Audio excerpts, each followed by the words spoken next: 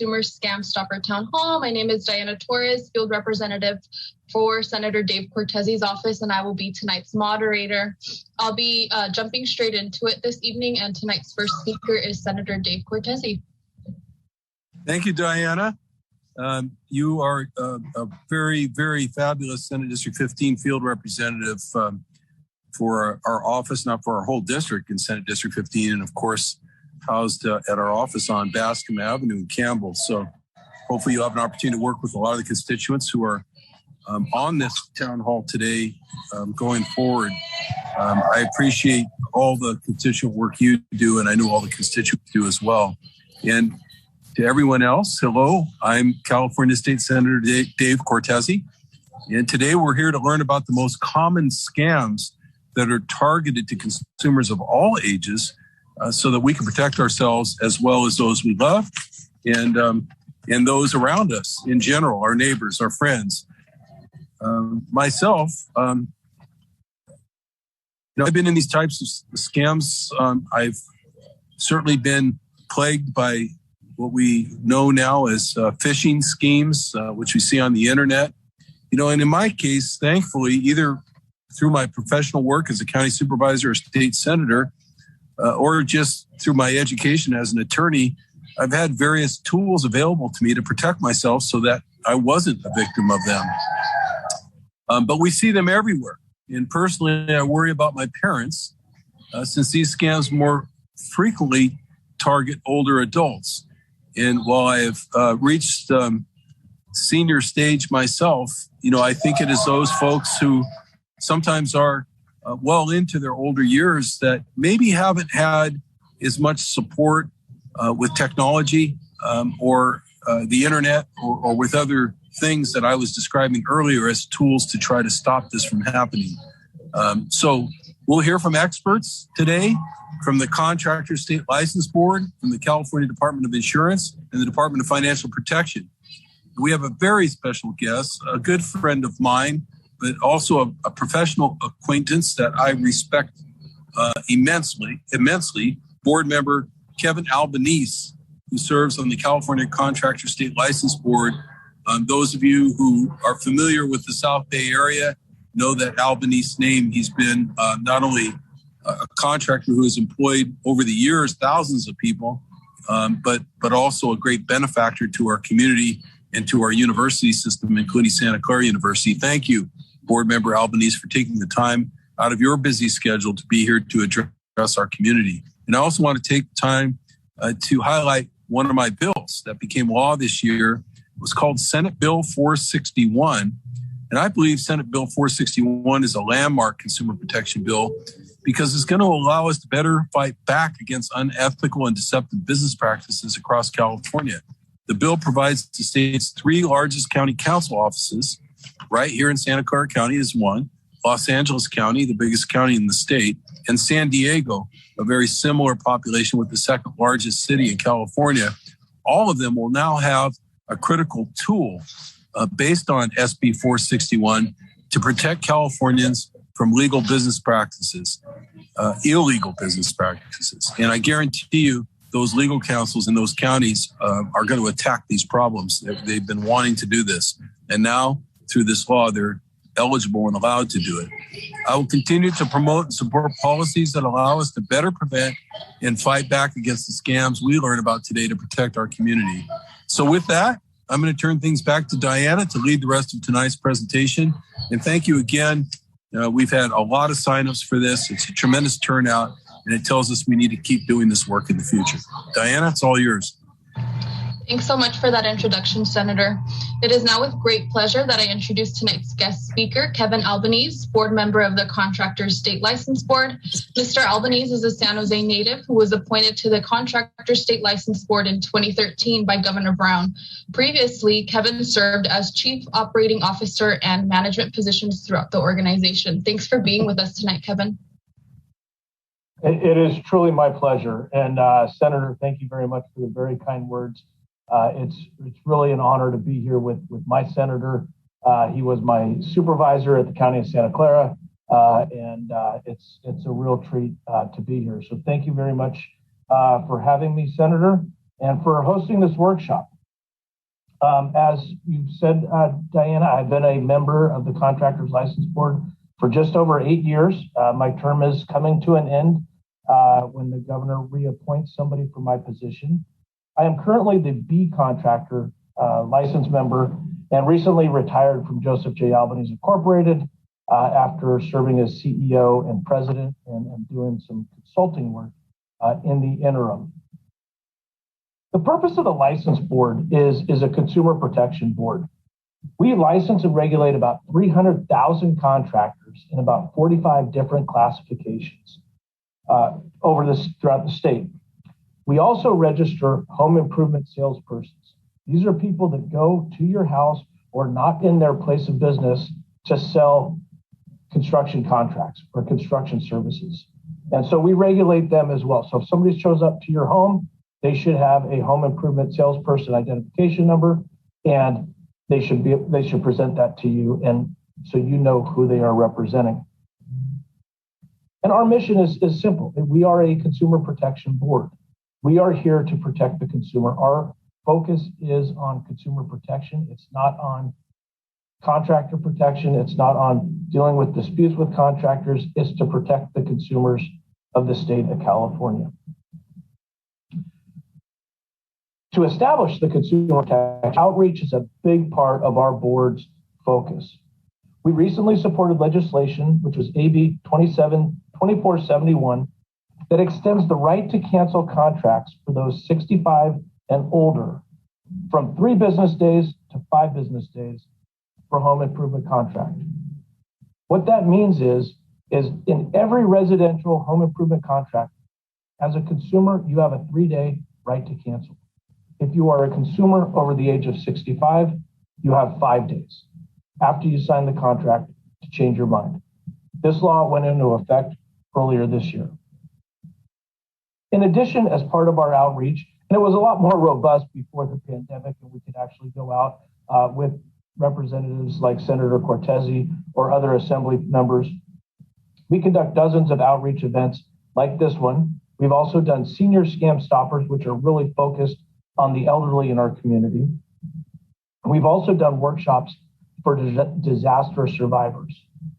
The biggest issue, one of the biggest issues that really gets under my skin is the people that go up and victimize victims of natural disasters. We have fires, we have earthquakes, we have floods, and it's bad enough that the consumers of California have been harmed by the natural disaster. It's even worse when they come and they are harmed by a contractor. Consumer scams involving unlicensed contractors have continued and proliferated through the pandemic. Many consumers are looking for a home improvement contractor, and it's a really busy time for contractors. And so because people are working from home, they're trying to build their office or do whatever, and they're hiring unlicensed people. And that's a big problem. And to combat that, we work with other local, county, and state agencies to really try to crack down on unlicensed activity. So why are we here today? Well, number one, I want to thank all of you for being a part of this consumer scam stopper. This just being here is the first step in being your own advocate to watch out for yourself and protect yourself from scams. What we want to stress to you today, do your homework before you hire a contractor. You as an educated consumer, as an educated advocate for yourself, are CSLB's best weapon against unlicensed activity. Usually we do recommend, and we suggest that you get at least 3 bids from licensed contractors before you award a project on your home improvement project. We have a tool on our website, Find a Licensed Contractor, where you can put in the scope of work and your location, and it will pop up the contractors that have that particular license in that particular geographic area. Further, it only takes seconds to check the license of a contractor when somebody comes knocking at your door. Ask them for their contractor's license number, put that number into the computer at cslb.ca.gov under the Check My License Contractor, and it will tell you if that license is active. It will tell you if that contractor has workers' compensation, and it will tell you the classifications in which he or she is able to contract. If for some reason you don't have a computer, feel free to call 1-800-321-2752. That's CSLB. So 800-321-CSLB. Finally, we ask consumers to do their part. You can report unlicensed activity to the license board. It's critical that you help us by reporting this unlicensed activity so that we can help licensed contractors level the playing field and not lose bids to these inexperienced and unlicensed contractors.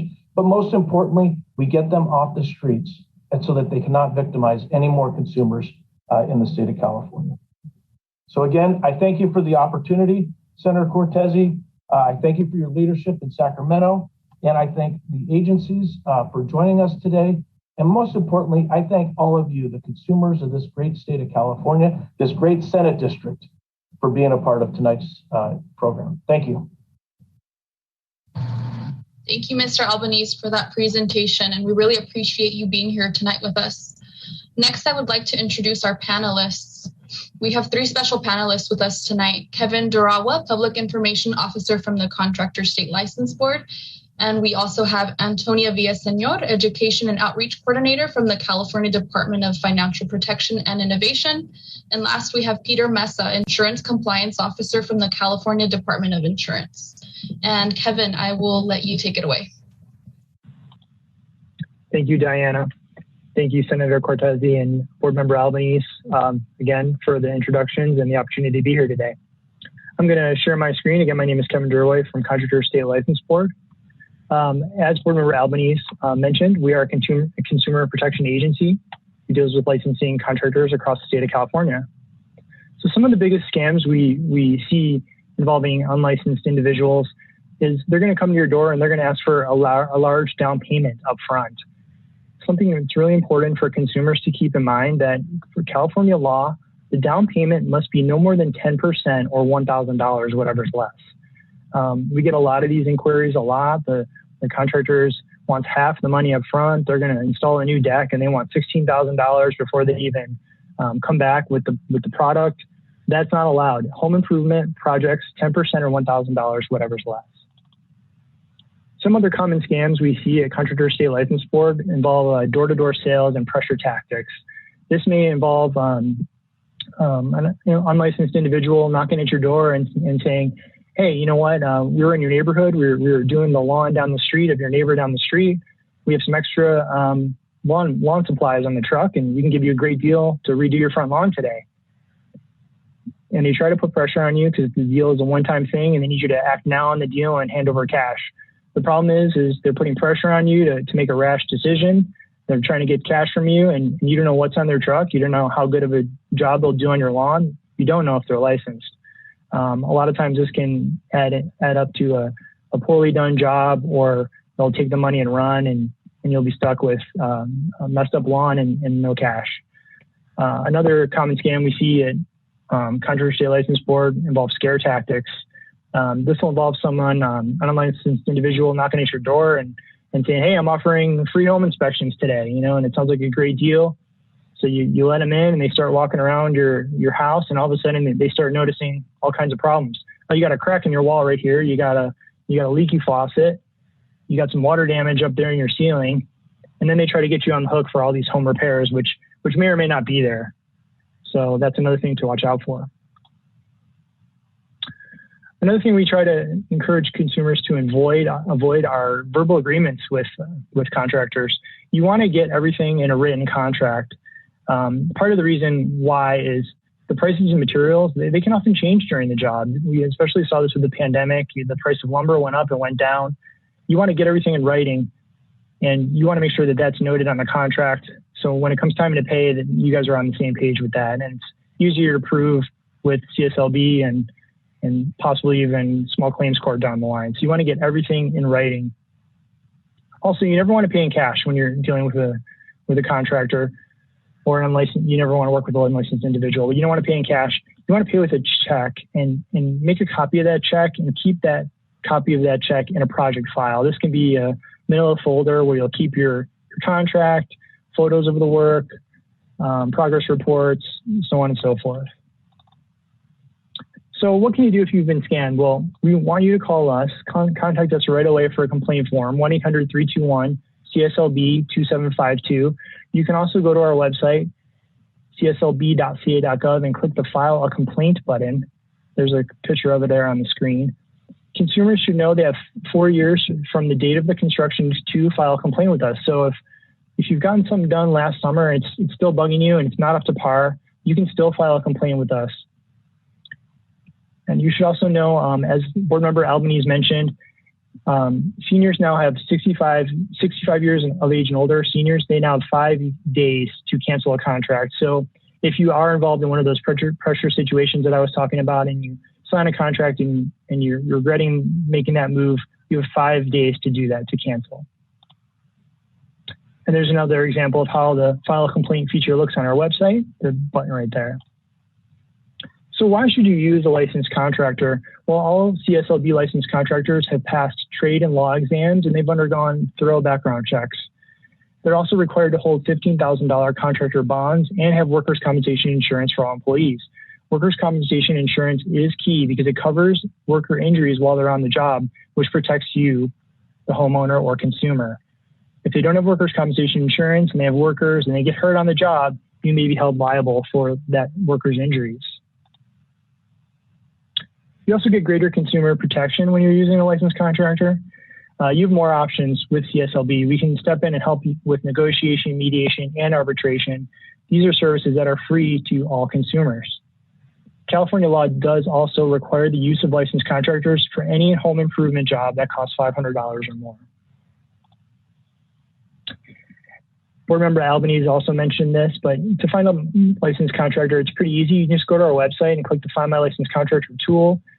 You can also get this information by calling our phone number, 1-800-321-2752, and it'll give you a list of licensed contractors in your area.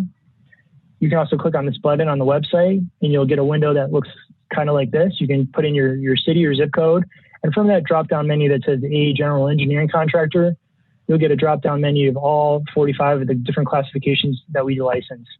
So if you're looking for concrete work, you can choose concrete. For fence work, you can choose that. Painting, etc., from those drop-down menus. You really want to protect yourself as a consumer. This is part of the education we were talking about, being your own advocate. You want to get at least 3 bids and get them in writing before you start any kind of job. So you want to be calling several contractors to get those bids. Ask for references from these contractors and check those references if you can. When you meet these contractors in person, ask to see their pocket license. It's going to be a laminated card like this, the size of a credit card.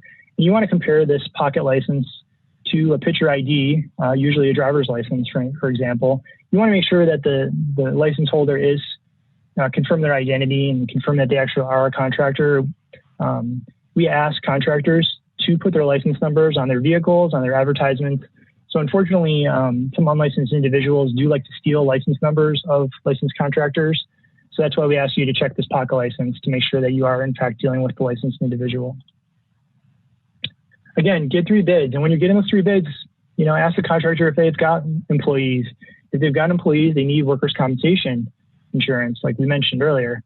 Don't ever feel pressure to make a decision. Let the contractor know that you have to get at least 3 bids. And you don't need to sign any of these estimates, these written estimates. They are not contracts. You also want to make sure that you know that only the contractor who has the license or a licensed home improvement salesperson or HIS, they're the only ones who are allowed to negotiate and sign a contract. So we also license home improvement salespersons, and you can also look up their license numbers on our website. Also, be careful about sending any kind of electronic forms or tablets. Those kind of things can be edited after you sign them. So try to sign and get a written copy of the contract before any kind of work begins. The contract should also make sure you include a progress payment schedule. Basically, you want to make sure you're only paying the contractor half of the money when half of the work is completed. You never want to let the money get ahead of the work. The money is your leverage when you're dealing with contractors. The contract should also include any subcontractors or material suppliers that the contractor is using and those license numbers of the subcontractors. That's just so you can ensure that they've been paid. The written contract also should include a start date and an estimated completion date. And again, if that completion date is going to change, that should get changed on the contract in what's called a change order. That's something that's put in writing and usually initialed or signed by the homeowner and contractor. CSLB, we take a lot of solar problems as well. So we now have a solar task force and a solar smart page on our website and a new solar complaint form to improve our response to solar complaints. If you're thinking about putting solar in your on the roof of your home, you want to be asking yourself, is solar right for you? You want to think about how long you've been in your home, how long you're going to be in your home. You want to also know which direction your roof points. If your roof is pointing in a certain direction where it doesn't get a lot of direct sun, solar may not be beneficial to you. You also want to do the math with solar by looking at your monthly utility statements. Figure out how much this solar system is going to cost you, the installation plus the system itself, and figure out your break-even point. When am I going to finally start saving money on my utility bills? You should always remember that solar is not free. To whatever a contractor may tell you, solar is not free. You also want to use caution and be aware of financing programs like PACE, Hero, Chief, or Real loans. They can often carry high interest rates. They can often be tied to your property taxes, which may make it more difficult for you later to sell or refinance your home. Again, protect yourself like in any kind of job when you're working with a contractor. Make sure you have control over the payments. Get everything in writing. With solar, you should be getting something called a financing estimate and disclosure document. That should tell you exactly how much this whole project is going to cost. Read the contract carefully. Always use the Find My Licensed Contractor tool on our website, like we mentioned earlier, to find licensed contractors. And if you're getting a pressure situation, someone coming to your door and you want to check their license, get their license number and check it on our website. It only takes seconds to do so. As Board Member Albanese mentioned, it could save you a lot of headaches down the line. You can find it on our website or call by calling 1-800-321-CSLB. Also remember, the down payment must be no more than 10% or $1,000, whatever's less. This is one of the biggest scams. Once that money is handed to the contractor, it's pretty much gone. Money is your leverage. You have to remember that. Don't let the payments get ahead of the work. And if you ever have any problems, call CSLB. We encourage you to do so. Call 1-800-321-CSLB or 2752. You can also email us social@cslb.ca.gov. And we will be taking questions at the end. I'd like to introduce Antonio Villasenor of DFPI, Department of Financial Protection and Innovation. She is up next. Antonia, take it away. Thank you, everybody.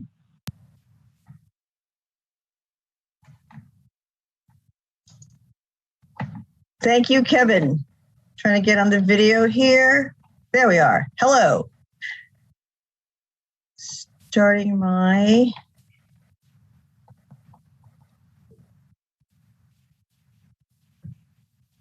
Hi.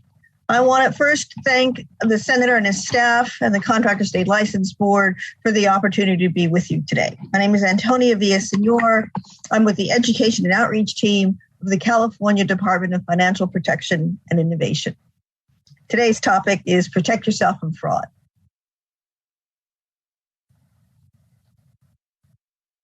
I'm going to talk about the department. Our acronym is DFPI, and if you haven't heard of us, it may be because we have a new name.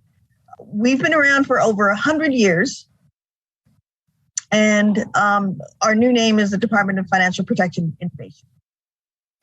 So today I'll talk about scam prevention. I'll provide information about our brains when we're making financial decisions, how scammers use stress and emotions to their benefit and their profit. And I'll give information about tools and resources to protect yourself and answer your questions.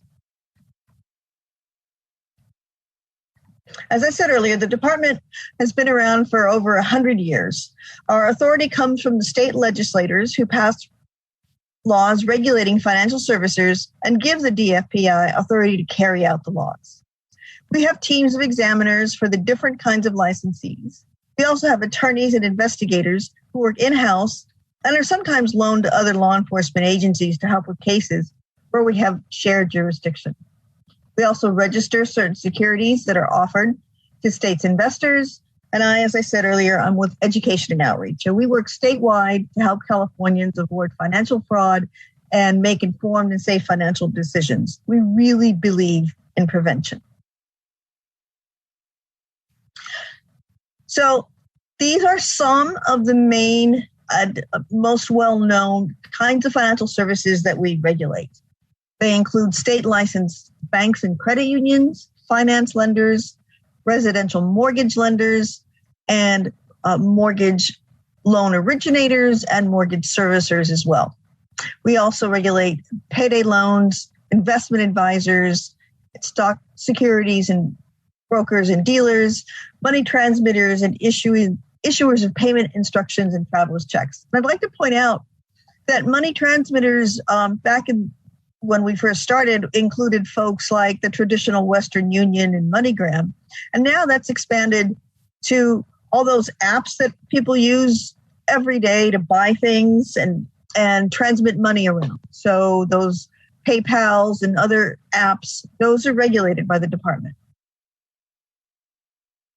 Recently, AB 1864, the California Consumer Financial Protection Law, passed, and with it, expanded the department, and now we regulate new financial products and services in addition to the one you saw earlier. They include credit repair agencies and consumer credit reporting companies, debt collectors, and before this, debt collectors were not regulated. Also, debt relief providers, rent-to-own contracts, and that includes, you might have seen commercials on television that talk about you can rent to own appliances and furniture, and it also applies to real estate. So we also regulate private for-profit school funding models. For a full list of our licensees, you can go to our website, and I will again show our website later in the presentation.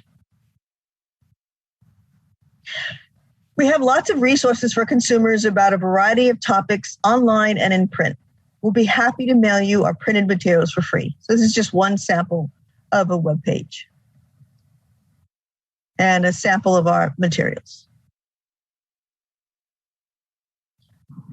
There's lots of different financial fraud and common scams, and this is just a short list of them that probably everybody is familiar with.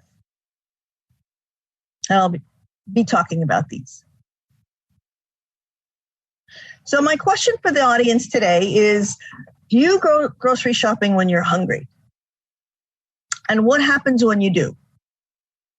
So I want people to understand this is your brain on stress. When we are stressed, it is not the best time to make financial decisions. Here, I'm sharing an image from an article about our brains that show how logic goes offline when we are stressed. Scammers deliberately push us into emotional states, knowing that they can profit when our logical thinking goes offline. Stress changes our brain chemistry. When we are emotional, be it unpleasantly or pleasurably, our brains will focus there rather than on decision making. Scammers will rush us, pressure us, try to convince us we should not lose out on a great offer, or they'll say we've won a great prize, or they may threaten us with arrest if we don't pay a bill, a service or account may be interrupted, something bad will happen unless we do or give them what they want. Or they may convince us we're in love. Who doesn't want a free iPad or a $1,000 phone for $25? The research tells us the best thing we can do is pause, wait 24 hours. You've heard the old saying, sleep on it. What this does is it lets the stress chemicals rinse out of our brain. You can also talk to someone who you trust, sound out this offer, see if it sounds legitimate. Also, there isn't a legitimate financial decision that can't wait 24 hours. And the reason I spend time on this is there are new scams every day. But I want you to know how scammers are manipulating us to their profit. Please remember this image. When we're calm, our brain is working, sending nice, logical, rational decisions. And when we're stressed, it literally goes offline. Logic just goes offline. So please remember this image. Door-to-door utility scams is really common. And I want you to know that utility companies do not go door-to-door asking for personal information.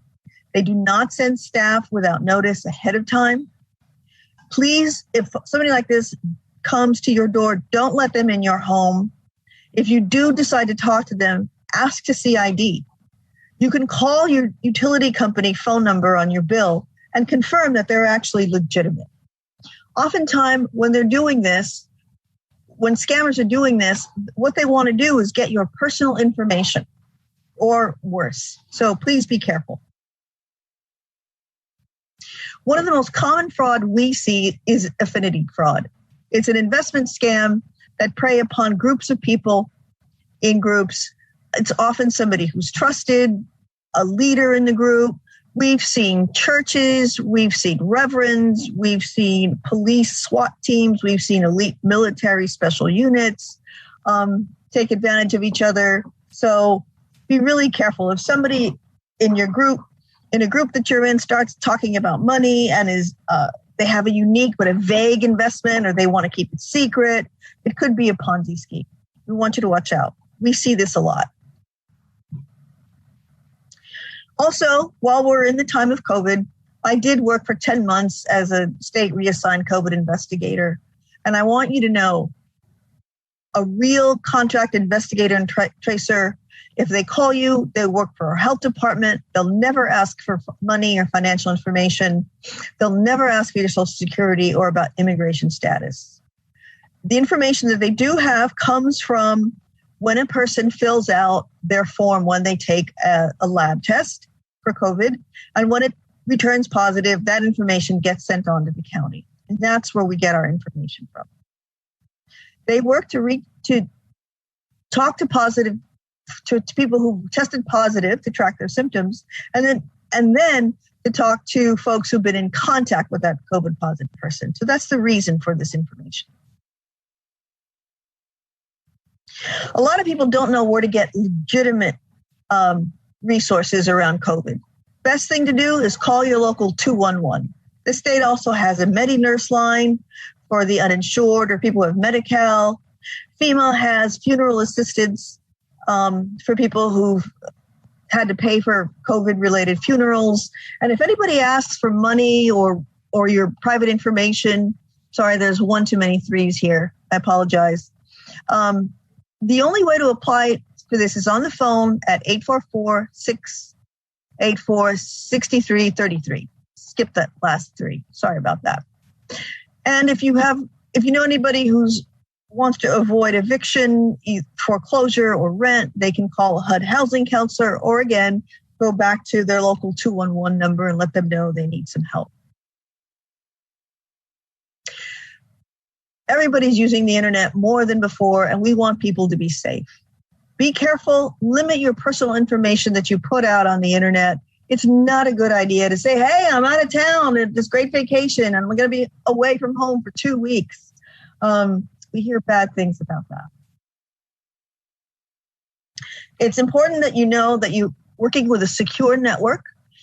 You'll see a lock and an HTTPS with the colon and the 2 backslashes. It's important that you know if you're doing a transaction of some kind with sensitive information that you're working with a secure network.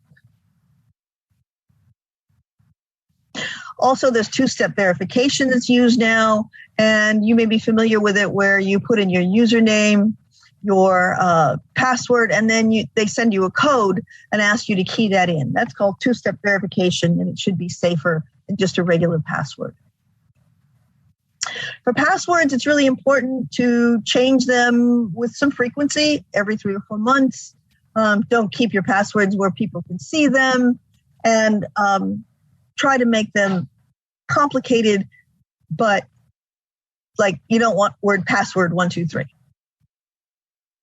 In terms of phishing, it's important to know, I briefly review this sample of a phishing email where it says Bank of America, but when you go over, you can put your cursor on the address. It has nothing to do with B of A. It's not addressed to you. there's grammatical problems, they're threatening you for your protection, something may happen, you know, don't want your service interrupted, sign in. They want you to sign in. Don't ever sign in. If you get an email like this, simply call the financial institution. Again, look at your bill that you get every month and call them and do not respond to this.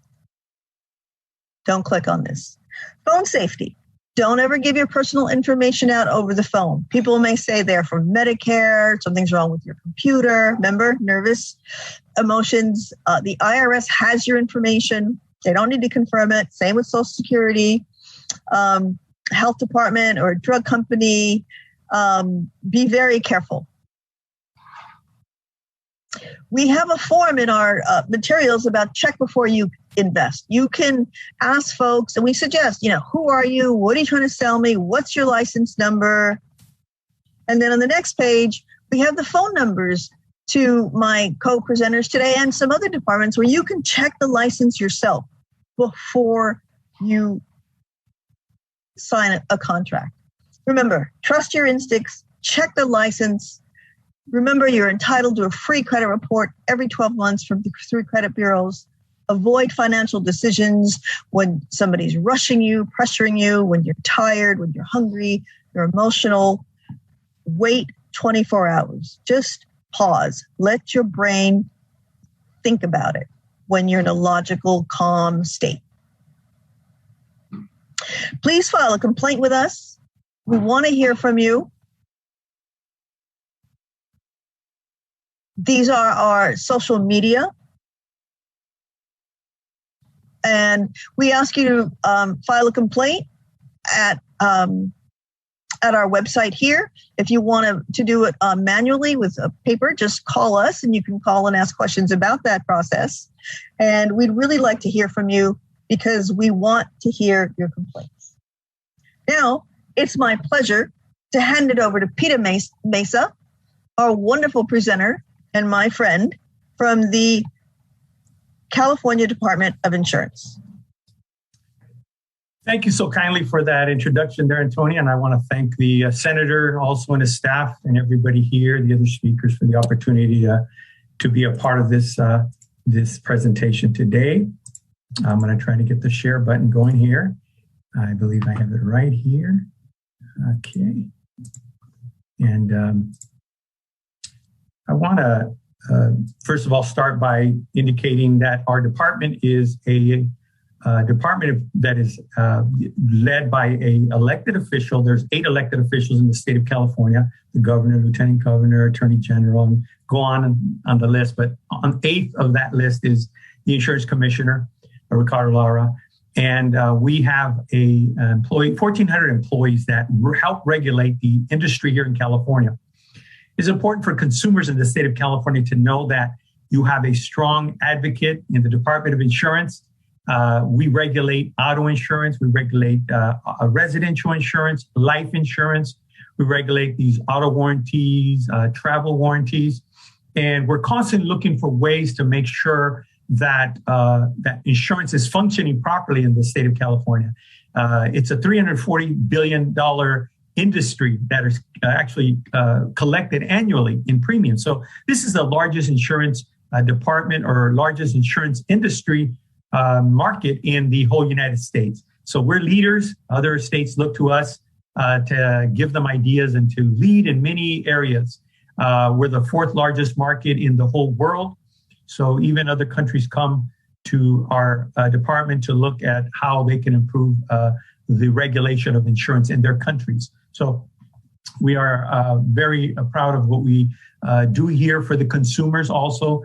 That's our focus. So let me just get into some of the things. I'm going to go directly into some of the things that we're going to talk about today. I want to talk about auto insurance, auto warranties, driving for seniors, residential insurance, a home warranty guide, don't get scammed, earthquake, life insurance, annuities, and what seniors need to know about that. Okay, so let's start with auto insurance. This might not be extremely large, but you can see there, I want to mention to you, it's important. Everyone has to have insurance. That's the law in the state of California. So auto insurance is crucial. Everybody must have it. We still believe there are between 3 and 4 million folks in the state of California that do not have insurance, and driving without insurance is important. I'm going to mention at the bottom about the California.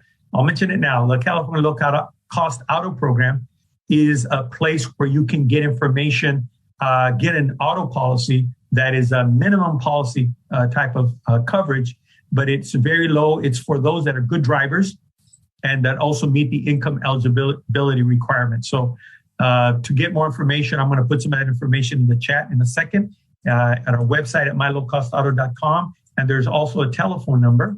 The telephone number is going to also be available in the chat in a minute here. We'll place it there as soon as I get an opportunity. Let me also go in.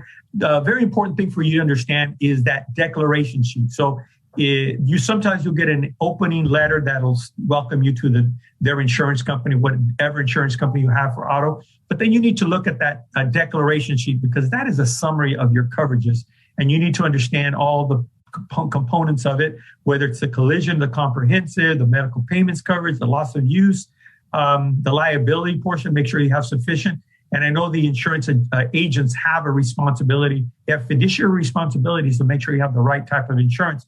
But there's nothing wrong with trusting, but verifying. So I encourage folks to make sure that they are looking, make sure that their insurance is adequate. You can compare insurers. We encourage people to do that. Our website, and I'm going to also place that in the chat in a little while, and it'll be available in a minute. That is a place where you can also go to and do a comparison of the largest 30 insurance companies in the state of California to compare. It's not a quote, but you can compare the premiums, and that will give an idea, perhaps, if you're interested in, instead of calling a bunch of insurance companies, you can at least get an idea and then start using those numbers to, make the calls. And of course, once you call the insurer, they'll give you a more precise quote, an actual quote.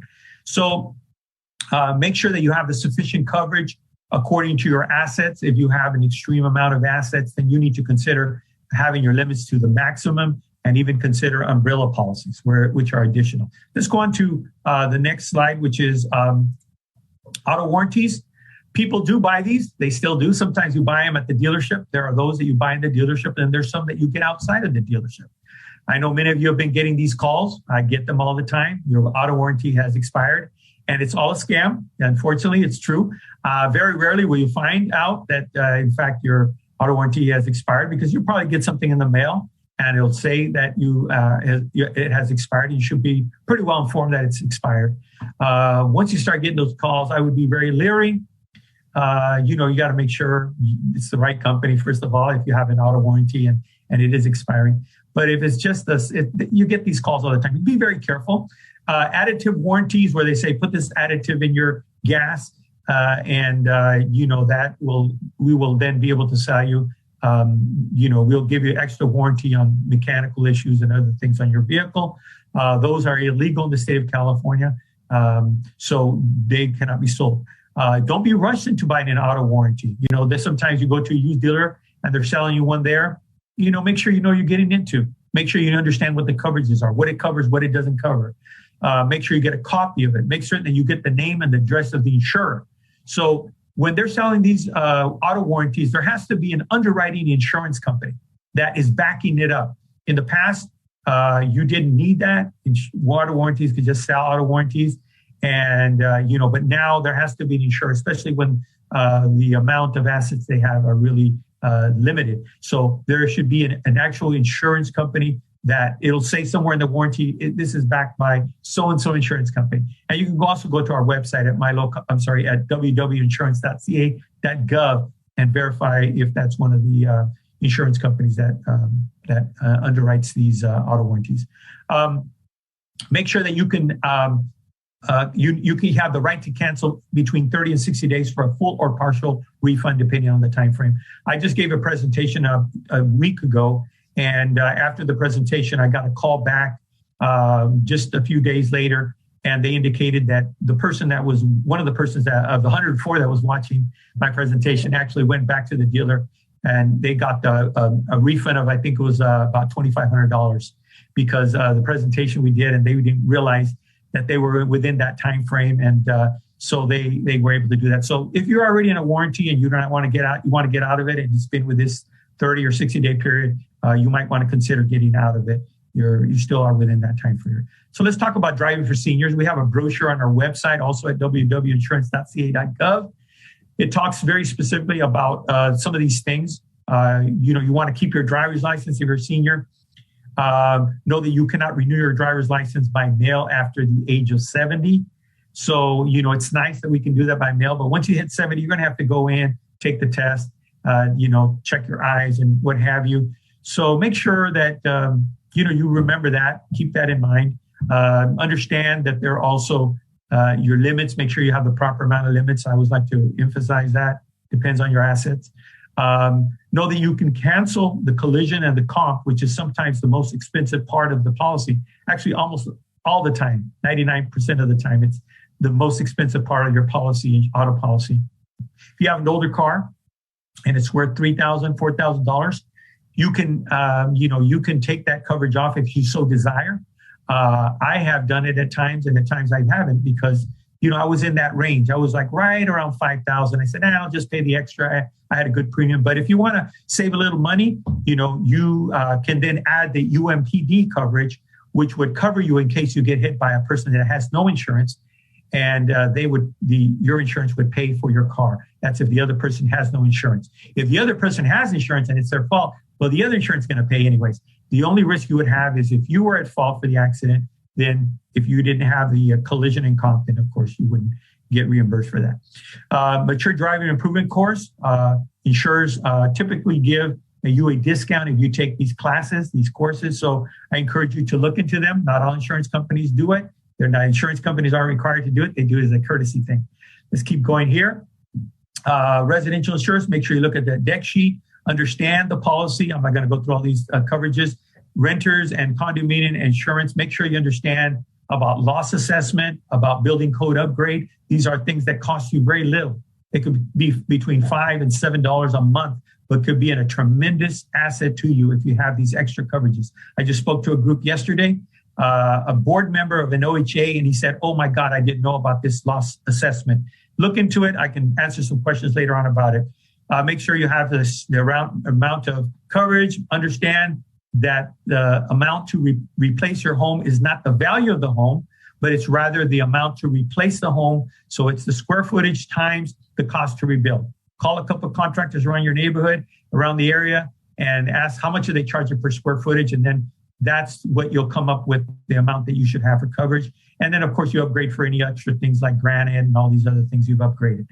Let me go into home inventory. I encourage folks to fill out their inventory guide, take pictures, keep receipts. Make sure that you understand this is one of the most difficult areas to settle with an insurer. Insurance companies have this thing that with home inventory, personal property area of the policies, they get these red flags. If you submit, 80,000, and then later on you remember 3 months later that you had another 40,000 worth of personal property. They have red flags that go up in the adjuster's mind, and unfortunately, it slows down the process and a lot of trouble and problems. Of course, call us. Give us a call if you need our help. We'll help you through the process. Make sure you put it away in the cloud. Don't keep it in your home. Make sure you put it in a safe deposit box. All this information that you've gathered, receipts, pictures, and all the different items that you have in your home. Be careful with scams after a loss. There's all these contractors that come by, fly-by-night contractors. Make sure you're prudent and you act prudently after a loss. Your insurance policy is very specific that you need to be careful that, you're taking care and you're not allowing more damage. For example, let's just say you have a leak in the roof, a leak, and it's coming through and it's the weekend and you say, you know what, I'll deal with it next week. And by the midweek, it's been raining all week and more damage is occurring. The insurance company can actually make resist some of these claims, say that you actually didn't mitigate, you didn't act prudently. It's all in the contract. It's very standard. So, I would put a tarp on it. I would get somebody to just cover it up and get that taken care of immediately. So if you have a problem with that, once again, call our department. We'll walk you through the process. Make sure you check the broker or the agent's license number. You can check that on our website there at www.insurance.ca.gov or call our 800 number. Earthquake, understand that It's not covered under your standard fire policy. Covers some of the losses that are damaged due to an earthquake on your home and some of the belongings. So these policies are, you have, they call it choice. So you have ways to bundle the different coverages. And so you might want to do that, or you can just use the standard policy. Your regular insurance company must offer it to you every other year. So they must tell you, hey, you have the right to get earthquake insurance, and they'll send you to either if they offer it, or they'll send you to the CEA, the California Earthquake Authority. Remember, it doesn't cover. Earthquake has limits, doesn't cover all the damage. Deductibles can be a little bit high. It all depends. You also should be aware that 11% of the population in California has earthquake insurance. Just a tad of information. Let's go on. Life insurance. Understand the different types of life insurance products. Understand the difference between life insurance, whole life insurance, universal life. These are kind of the heart, the meat of life insurance. Try to understand them before you get into them. Understand the different components of it. I was an insurance agent for several years, so that's something that's very crucial for you to understand. Sometimes you can overlap one time over another, depending on your age for different reasons, and you could use that could be very important and structurally correct. Be cautious when replacing or changing your policy. You could really lose a lot of money if you stop a policy. You might be able to start it over again at the same premium, and there could be problems. So you got to be careful with that. Annuities. This is the last topic I'm going to touch on, and I'll turn it over. It's important you understand annuities between a contract between you and a life insurance company, and they agree to pay you in the future in exchange for your premiums a dividend. They'll pay out. And usually it's immediate. It can be immediate, but most of the time it's for the future. We've seen folks enter an annuity product at age 85 that was not going to begin to pay out until 105 years old. You can see the problem. So there are different types of annuities. Understand you get these invitations to come out to a luncheon. Be very careful. They're pressuring you to come, to allow them to come to your home and even pressure you more. Understand that insurance agents cannot come to your home uninvited. They can't just do a cold call. Say, I'm coming to your house. I'm here because I was at your next door neighbors. That is not allowed. If they come to your home, we encourage you to get the card, but don't even open the door. Just say, Mr. Miss Agent, leave your card out there. I'll get it later. And then when you feel it's safe, go ahead and open the door and get that card and give us a call at our 800 number. We want to know that they came uninvited. They have to tell you in advance. They have to tell you in advance that they're coming. It has to be done in writing. They have to tell you who's coming to the meeting, that you have the right to end the meeting at any given time, and also that you have the right to call our department and complain about the issue. Remember that you have as a senior, and it's a protected class. Once you've reached 65 years old, you have the right to a free 30-day free look period. So if you bought the product and for some reason, you're within that period, you can call us up. And even if it's beyond that and it was not a suitable product for you, give us a call. We'd like to hear about it. There may be something we can help you with. Thank you so much for your time. Here's our phone number, 1-800-927-4357. And I'm going to try to get that in the chat in a second. Thank you so kindly for your time. I'll turn it back over to Deanna. Thank you so much, Peter, Antonia, and Kevin, for those very informative presentations. Next, we're going to open it up to the audience to submit some questions to us. So please use the Q&A function through Zoom. We did also receive a few questions through email. I can start reading those out now, and then the panelists will help me answer those questions. Okay, so question number 1 is from Latchman, longtime resident of San Jose. Latchman said, I receive a lot of emails as well as telephone calls from people and organizations I don't know. Most common, big subscriptions for software virus protection for my computer, informing that your subscription is already paid for and I need to verify a few questions about my credit card. How can I recognize a fake email from a real one?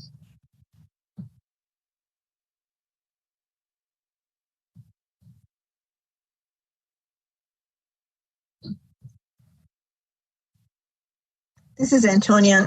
Again, some of the things you can do is think about, have you done business with this company before? If not, that's a total red flag.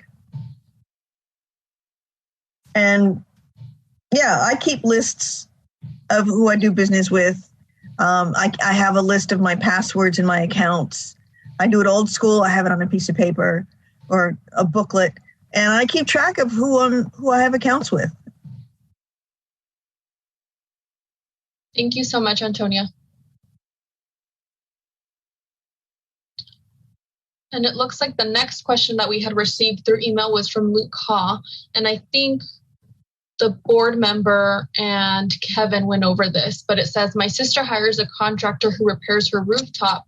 She asks the contractor for his license. How can she know his license is an official license or a scam license? Yeah, that's a great question. And again, you can ask for the pocket ID card that I had a slide of earlier. And really what you want to do is you want to check the license number on the website, cslb.ca.gov, and click that check the license button, type in the license number, and it'll tell you right there if the license is active. And it will also tell you if the contractor has workers' compensation insurance on file, which is something they need to have if they have employees. So, and that's also if it's a roofer, if it's a roofing contractor, they are required to have workers' compensation insurance, whether or not they have employees at all, because roofing is a very dangerous profession, and that's part of California law. But excellent question. Thank you so much, Kevin. Another question that we just received through the chat is, how can I stop non-stop robocalls?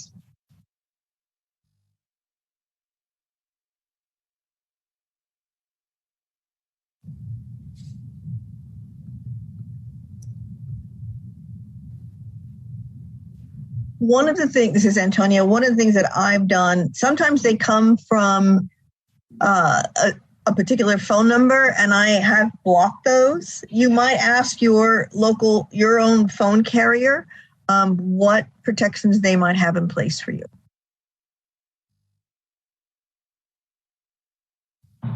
Thank you so much, Antonia. And it looks like that was the last question on the chat, unless a few more come in.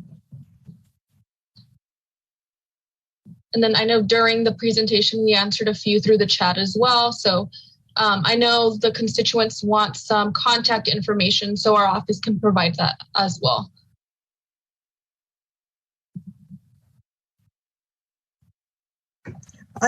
This is Antonia, I would also like to mention, as having been a consumer myself, I've complained once against a contractor who came door to door and did not talk, his business card didn't have a license listed on it, nor did his, I didn't like the way he did his sales tactics, and his website didn't have a license listed. And so I put in a complaint to the Contractor State License Board.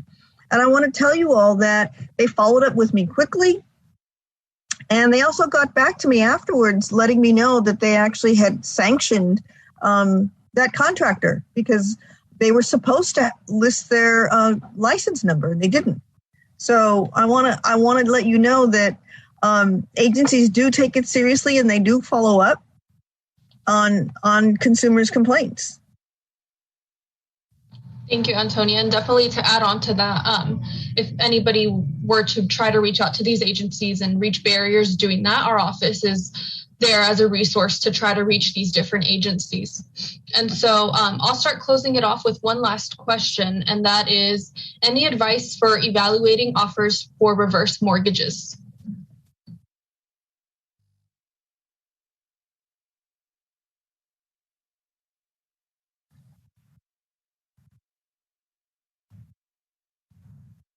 I'll address this a little bit. This is Antonia. Somebody once described reverse mortgage as a very complicated, expensive loan. And it's very important to read all the fine print, to take your time making a decision, to look at your situation and decide carefully if this is good for you or not. There may be stipulations in there about you needing to live in the house permanently.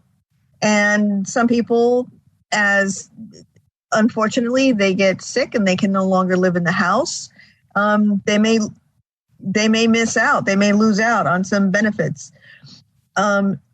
It's become such an issue that people are required to see a disinterested counselor to discuss all the options in a reverse mortgage. So look at it very carefully. If you can, have a professional look at it with you, or somebody who you know is very good about finances to read over it very carefully. Thank you so much, Antonia, for that information. And thank you, Peter and Kevin, for joining us tonight and for being part of our consumer town hall. So thank you to the audience for all of those questions, and to our speakers and our panelists for helping the community protect ourselves from scams and frauds. You may reach out to the office of Senator Cortese in case you have further questions or if we can assist with anything. Thank you, everybody, and have a good night.